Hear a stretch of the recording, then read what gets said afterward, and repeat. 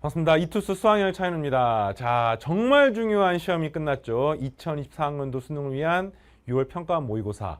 자, 평가원 모의고사가 끝났고 이게 1년 중에서 수능 출제기관 교육과정 평가원에서 보는 3번의 시험 중에 첫 번째 시험입니다. 첫 번째는 6월, 두 번째는 9월, 세 번째는 수능입니다. 그래서 이 수능을 위해 우리가 달려가고 있는데 이 두 번의 평가원 모의고사 갖고 있는 가치가 굉장히 이루 말할 수 없고, 보통 이제 고3 학생들은 3월, 4월 모의고사 보고 사설 시험도 보는 경우도 있고 안 보는 경우도 있다가 평가원 모의고사 보면은 그동안 봤던 시험의 연장선상의 생각을 많이 하게 되는데 완전 다르죠. 왜냐면 수능 출제 기관은 출제를 하기 때문에 이게 쉽게 말하면 수능 출제 이정표가 되고, 사실 다른 모의고사들은 수능을 표방해서 과거에 나왔던 평가원 모의고사를 표방해서 만들기 때문에 이게 다르죠. 그래서 이번 6월 평가원 모의고사 같은 경우에 신유형 문제가 굉장히 많이 나왔고, 그에 관한 이야기 좀 이따 하겠습니다. 그 다음에 그 신유형 문제 때문에 학생들이 앞으로 공부할 방향과 이때까지 내가 공부했던 거에 대해서 좀 불안감을 느끼는 학생들도 많을 텐데, 실제로 평가원 모의고사에서 특히나 6월 평가원 모의고사는 매년 신유형이 가장 많이 나오는 모의고사고요. 이번 시험도 특히나 그런 부분이 좀 있었는데, 자, 어쨌든 전체적인 분석, 그리고 요게 이제 짤막하게 한 10분 정도에 걸쳐 갖고 총평 분석 및 앞으로 학습법에 관한 이야기를 하고, 그 다음에 이제 해설 강의 선생님 따로 제작을 해서 올려놓을 테니까 같이 활용하시기 바랍니다. 알겠죠? 자, 한 서너 가지 정도로 좀 압축해서 이야기를 하고자 합니다. 첫 번째 하고 싶은 이야기는 신유형이 엄청 많이 나왔었어요. 그러니까 신유형이 나왔다는 게 꼭 어렵다는 게 아닙니다. 그러니까 신유형이 많이 나옴과 동시에 그 다음에 전통적인 고난도 문제들. 자, 요 두 개가 이렇게 약간 겨루는 그런 느낌의 시험이었는데, 우선 하고 싶은 이야기. 공통 과목은 수능 6월, 9월이 전부 다 시험범위 똑같은 거니까 실제로 수능의 이정표가 될 수 있고, 선택 과목은 어쩔 수 없이 수능과 시험범위가 다르잖아요. 그래서 미적분 같은 경우 뒤에 적분이 통째로 빠져 있으니까 어쩔 수 없이 미분의 시험 문제가 많이 나오고, 확률 같은 경우도 통계가 아예 안 나오기 때문에 당연히 경우의 수나 확률, 개수세의 형태의 문제가 비중이 높을 수밖에 없고, 기하도 공간 파트가 출제가 안 되기 때문에. 그래서 이제 선택 과목은 제외하고 공통 과목만 놓고 봤을 때 시험 범위가 똑같은데도 불구하고 결이 좀 다르죠. 하지만 전통적으로 중요한 내용들은 당연히 싹 다 나왔습니다. 그러니까 신유형이라고 하는 게 안 나오는 데서, 공부를 안 한 데서 나오는 게 아니라 나오는 건 똑같습니다. 다만 그 포장지, 선물의 내용은 똑같습니다. 그 포장지, 그러니까 내가 예를 들어서 생일날 아이패드를 선물로 받았어. 기분이 너무 좋지만 그거를 막 현란한 포장지에 싸서 주는 거랑, 그 다음에 그냥 알맹이만 턱 떼가지고 야 선물이야 이러면서 삼촌이 줬어, 이거랑 당연히 받는 느낌은 다르지만 결국 본질적인 내용은 똑같은 거잖아요. 아무리 좋은 포장지라고 하더라도 그 포장지 벗겨서 버리기 때문에, 안 버리나요? 하여튼 그렇기 때문에, 그래서 예를 들면 수열의 추론 형태의 문제, 매년 수능에서 15번 내지는 21번으로 나오고 있는데 이번에도 15번 문제로, 그 다음에 푸는 방법도 굉장히 유사하게 출제가 되었습니다. 그래서 이런 내용들은 똑같습니다. 또 비슷한 게 뭐가 있습니까? 21번 지수로그 함수 문제가 나왔는데 이것도 역시 매년 21번 문제로 지수로그 그래프 문제, 지수로그 함수 그래프 문제 출제했는데, 출제가 되는 결이 살짝 다르지만 또 집합 A, B, C 이러면서 굉장히 그 포장지는 달랐지만 결국에 무슨 문제입니까? 기억니은 디귿 참거짓 판정하는 진위 판정 문제죠. 보통 14번이나 15번 등장한 형태의 문제가 주관식의 탈을 쓰고 나온 것뿐이지 본질적인 내용은 똑같습니다. 심지어 풀이 방법이 똑같습니다. 선생님이 항상 강조했던, 결국에는 교점과 관련된 문제인데 초월함수의 교점은 구할 수 없는 게 굉장히 많다. 그럼 어떻게 나오느냐? 구할 수 없기 때문에 범위, 교점의 개수, 대소관계 이런 것들을 물어보는데 이런 내용은 똑같습니다. 나머지 속도가 속도 문제수 최근에 항상 사진짜리 하나가 나오고 있는데 이번에도 나왔었고요. 그다음 핵심 그래프 내용이 드리고 쉬운 문제들, 쉬운 사진짜리 어떤 게 있습니까? 적분의 넓이 구하는 문제들. 그 다음에 22번 문제는 미분의 활용 문제로 항상 수트에서 나오고 있는데, 역시 나왔는데 난이도가 최근 트렌드 중에 하나가 뭐냐면 예전에 비해서 최고난도 문제 난이도가 조금 낮아졌거든요. 그러면서 중킬러급 문제가 조금 어려워졌거든요. 그 출제 트렌드를 그대로 따르고 있고, 다시 말하면 본질적인 내용은 똑같은데 포장재가 달라서 학생들이 느꼈을 때 체감상 어렵게 느낄 수도 있습니다. 또 뭐 사인 법칙, 코사인 법칙, 그래프 문제 이번엔 출제가 되었었죠. 역시 거의 비슷하게 나왔는데 도형이 새로워. 도형이 막 너무 복잡해. 그러면서 어려워 보이지만 본질적인 내용은 똑같습니다. 그래서 아직 지금 가채점 결과가 공표가 안 됐지만 시험 문제가 어렵고 신유형이 많아서 어렵다고 느껴졌겠지만 역대급으로 실제로 학생들이 느낀 거와 상관없이 등급 컷은 예전과 큰 차이가 안 날 거라 생각합니다. 또 하나 뭐 선택 과목에 대표적으로 미적분 같은 경우에 30번 문제가 급수 문제로 나왔었거든요. 이거는 뭐 등비급수로 나온 적이 한 번도 없었어요, 역사상. 그러니까 처음 나왔어. 그럼 이제 와, 어떤 수능의 트렌드의 변화가 일어날 것이냐. 또 미적분에서 보통 도형 문제가 두 문제씩 나오는 도형 문제가 직접적인 건 한 문제도 안 나왔거든요. 수능의 트렌드가 변할 것이냐. 자, 이 형태는 사실 아무도 알 수 없지만 간단한 2022학년도 수능을 예를 들면은 6월, 9월 평가원 모의고사에서 빈칸 추론 가나다 문제가 출제가 안 됐거든요. 그러면서 비슷한 상황이 있었습니다. 출제가 될 것이냐 안 될 것이냐. 수능에는 나왔습니다.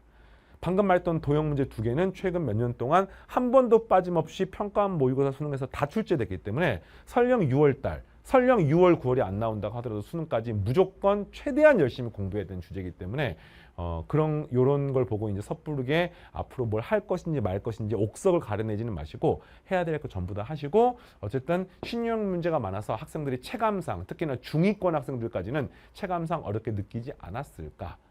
자, 요게 이제 이번에 분석 중에 하나입니다. 자, 또 하나. 점점 공통 과목의 비중이 높다는 게 느껴지고 있습니다. 자, 이게 어떤 느낌이냐면은 당연하게 예를 좀 들게요. 근데 선택 과목이 확통과 미적분이 많기 때문에 그냥 문과의 대표 확통과 이과의 대표 미적분, 아니야 기하까지 붙입시다. 자, 이렇게 이제 비교를 하겠습니다. 그러면 미적분이나 기하 같은 경우는 정확하게 말하면 뭐 기하는 이제 진로 선택 과목이니까 예를 뭐 뺀다고 치면은 미적분을 이야기를 하면은 수원 수투에 비해서 볼륨이 훨씬 커요. 미적분은 일단 교과서 볼륨도 크고 난이도도 수투의 확장판 느낌으로 어렵고, 그 다음에 기출문제도 미적분의 최고난도 문항이 수원 수투보다 훨씬 많습니다. 확통은 뭐 생각보다 어렵다 쉽다의 판정은 쉽지가 않지만 실제로 기출문제 양도 엄청 많고 또 어려운 문제는 또 어렵거든요. 그런데 이에 비해서 수원 수투는 과거 10년 넘게 문과 교육과정이거나 문이과 공통 교육과정이었기 때문에 기출문제 양이 많지가 않고 교과서 볼륨도 작고 실제 난이도도 많이 어렵지 않습니다. 그래서 이제 작년, 재작년에 학생들이 공부를 할 때 미적분을 공부를 엄청 많이 했어. 기하를 공부를 엄청 많이 했어. 왜냐하면 수원 수투는 실제로 뭐 과거에 이러이러하게 출제되어 왔기 때문에 딱 그 정도만 준비했는데, 이제 2022학년도부터 선택 과목 체제가 되면서 수원 수투 문항수가 늘어나면서 특히나 중킬러급 문제의 수원 수투가 난이도가 올라갔습니다. 어려워졌습니다. 고난도 문제들이 많이 나왔습니다. 그게 최고난도 20일을 말하는 게 아니라 흔히 말하는 뭐 12번, 13번, 14번, 뭐 당연히 15번 어려운 거고요. 그 다음 뭐 20번, 21번. 보통 때라고 하면 중킬러급 문제라고 부르는 이런 문제들이 오히려 미적분에서 뭐 29번이나 확통 기하에서 28번, 29번보다 훨씬 더 난이도가 높은. 물론 오답률은 뒤에가 더 높을 수도 있어요. 왜냐하면 이제 풀다가 말았기 때문에. 그런데 분석해보면 이게 결코 쉽지 않은 형태가 됐습니다. 그래서 쌤은 개인적으로 올해 수능도 마찬가지로 학생들이 승부처가 되는 부분은 어디냐? 바로 여기입니다. 여기. 승부처가 되는 문제들. 20이나 30번이 승부처가 됩니까? 그렇게 생각하지 않습니다. 왜? 20이나 30번은 최상위권 학생들도 틀리는 경우들이 대부분이에요. 그러니까 내가 원점수 92점 받았어. 그럼 보통 22, 30 틀리고 그렇게 되는 건데, 이번 시험 같은 경우는 생각보다 22 같은 거는 풀만 했거든요. 네. 그리고 오히려 21번의 디귿이라든지 또 도형 문제를 초반에 뭐 푼다든지 15번 문제가 이런 것들이 또 어렵게 느끼는 학생들이 있었거든요. 그래서 앞으로 공부를 할 때 결론 이겁니다. 편식하지 마시고, 그 다음에 수원 수투 공통 과목을 더 많은 비중을 두어서 공부를 하는데, 그럼 뭘 공부합니까? 기출문제 최대한 빠르게 끝내시고, 이제 쌤이 요 6월 평가 끝나고 나서 바로 엔제 문제풀이 강좌인 샤샤 강좌를 개강을 하거든요. 그 샤샤 강좌에서 이때까지 다루지 못했던 신유형 비기출 문제들, 그리고 작년 재작년에 다뤘던 문제랑 겹치는 게 하나도 없습니다. 그 문항들을 중심으로 여러분들이 비기출 문제 학습을 수원 수투는 많이 하셔야 되고, 그다음에 이제 그러다 보면 학습량이 좀 시간이 부족할 수가 있잖아요. 그런 경우에 우선순위에서 공통 과목 말고 선택 과목의 비기출 문제가 우선순위에서 조금 더 밀려날 수 있다는 겁니다. 그러니까 비기출 문제들, 요 선택 과목 문제들은 기출 문제 양도 일단 확통도 엄청 많고 미적분도 엄청 많거든요. 확통은 지난 10년 동안 100% 다 문이과 공통 과목이었기 때문에 기출 문제 양이 어마어마합니다. 그러니까 그거를 푸는 것만으로도 상당 부분 커버가 된다는 거죠. 미적분은 말할 것도 없고요. 그리고 이제 그런 것들이 먼저 우선순위 처리가 되고 비기출 문제를 푸시고, 수원수투는 일단 기출량이 많지 않기 때문에 빠르게 최대한 끝내시고 비기출 문제를 반드시 풀어보셔야 됩니다. 알겠죠? 자, 그 다음에 당연하게도 6월 평가원 모의고사부터 수능까지 150일이 훨씬 넘는 시간이 남아 있습니다. 그래서 그 시간 동안 우리가 할 수 있는 게 훨씬 많습니다. 6월 평가원 모의고사는 오히려 이런 게 좋습니다. 시험을 봤는데 내가 3, 4월 달에 이 정도를 봤는데 6월 달 이후에 갑자기 충격을 받고 이렇게 됐어. 6월 달 모의고사에서 정말 큰 충격을 받고 거의 쓰러지기 일본 직전이야. 그러면서 이제 이 충격을 앞으로 어떻게 공부를 할까? 내가 이때 공부를 한 게 맞나? 이러면서 크나큰 충격을 받는 게 오히려 더 약일 수도 있는 거지. 왜냐? 실제 수능이 중요하기 때문에 여기서 오히려 공부 그냥 별로 안 했는데 성적이 생각보다 잘 나왔어. 나 이대로 하면 된다 하면은 그 학생들은 언젠가 충격을 받게 돼 있습니다. 그래서 오히려 이번 시험 못 봤던 학생들 너무 위축되지 마시고, 그다음에 지금까지 공부했던 거에 대해서 너무 불안해하거나 그다음에 너무 위축되지 마시고 충분히 여러분들이 앞으로 공부를 하면 이것들을 개선할 수 있기 때문에 이번에 받는 충격은 긍정적으로 해석을 하시기 바랍니다. 그래서 6평 이유가 중요한데, 부족한 부분에서 학습량이 부족한 학생들이 대부분일 거야. 기본적으로 공부안에서 틀린 학생들은 뭐 고민할 게 없습니다. 충격 받고 이걸 통해서 또 며칠 동안 몇 주 동안 빡세게 쫙 하시고, 그 다음에 또 뭐 시험을 보면서 이렇게 하시고, 그 다음에 그게 아니라 학습량은 충분한데 공부의 방향이 틀린 학생들이 있어요.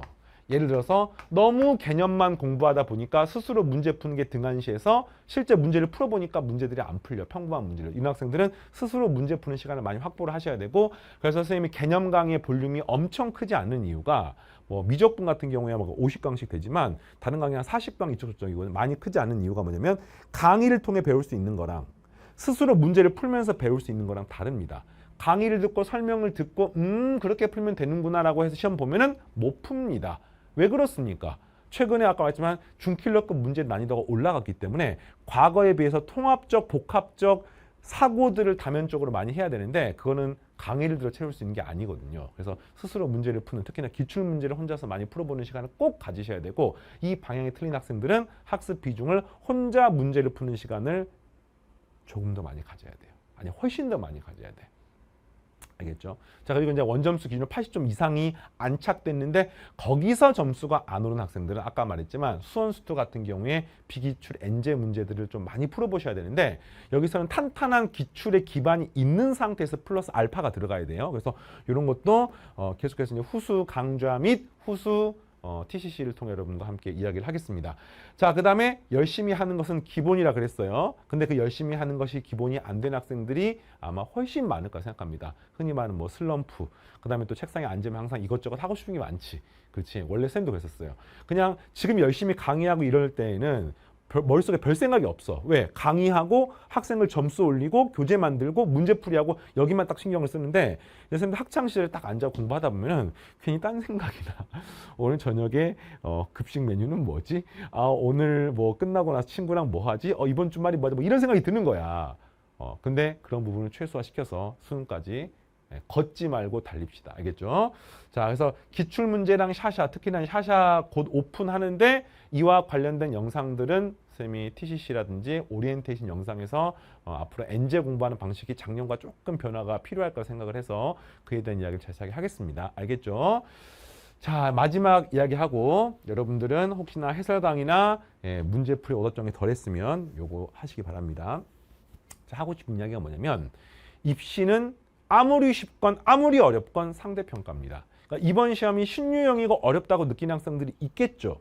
근데 그 학생들은 여러분만 그런 게 아니야. 여러분 주위 사람들 다 그렇고요. 심지어 강의하는 선생님, 출제하는 교수님들도 의도적으로 사람이 만든 문제이기 때문에 AI가 문제풀이 뽑는 게 아니잖아. 그래서 의도적으로 신유형 문제를 낸 거고, 그러면 쉬우면 다 쉽고, 그게 어렵게 느껴지면 다 같이 어렵게 느껴지는 겁니다. 그러니까 쉽고 어렵고 때문에 이게 나한테 유리하다 불리하다라고 착각을 하면 안 되는 거야. 오히려 시험이 역대급 어렵고 내 시험 성적 예전에 비해서 10점 이상씩 떨어지고, 그런데 나 말고 내 친구들은 다 20점 이상 떨어졌어. 이게 훨씬 더 시험을 잘 보는 것일 수도 있습니다. 훨씬 더 그게 나을 수도 있다는 거야. 나을 수도 있는 게 아니라 그게 나은 거죠. 오히려 시험이 쉬워가지고 나 10점 올랐는데 친구들 다 20점씩 올랐어. 이거는 시험 망한 겁니다. 이해하겠습니까? 그래서 난이도 따지지 마세요. 특히나 선택 과목 유불리, 뭐 내가 확통을 했네, 기하, 뭐 요즘에 이런 사람들 많지 않더라고요. 이건 쌤이 선택 과목 체제 시작하자마자 선택 과목 유불리 따지면 안 된다는 얘기 했었거든요. 네. 특히나 더더욱 그렇습니다.